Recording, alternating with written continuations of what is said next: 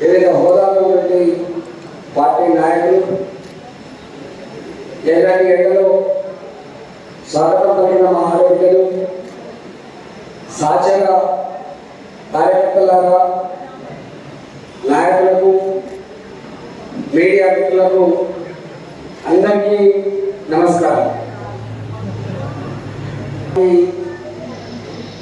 కోటవేట్ దూరంలో ఉంటుంది. కొంచెం హైదరాబాద్ ఎంటర్ అయితే లేదు. మనం ఎక్కడున్నామో మన ప్రాంతం ఏంటి, ఆ ప్రాంతం ఏంటని చెప్పి ఆలోచన చేస్తూ ఉంటాం. కోటవేట్ దూరంలో ఉన్న ఈ దుర్గపల్లి, చీకటినామడి, రాజగ్రామాలు వంటి ప్రాంతాలకు తాగే నీళ్లు లేక వ్యవసాయం దేవుడు తాగే నీళ్లకు రోజు ఎంత బాధపడడం చూసి తెలంగాణ రాష్ట్రం వస్తే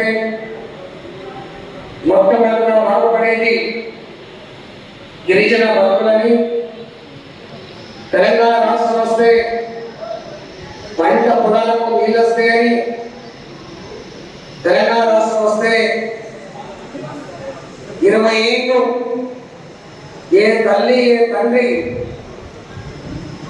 ఇప్పుడు ఉపాసం ఉండి కాయ కష్టం చేసి చదివించిందో, నా కొడుకైనా నా కళ్ళ ముందు నౌకరి చేస్తే గొప్పగా మూసిపోవాలని భావించిందో, అలాంటి చదువుకున్న పిల్లలకి ఉద్యోగం వస్తాయని చెప్పి ఆశించినాం. తెలంగాణ రాష్ట్రం వస్తే ఊళ్ళో వదిలిపెట్టి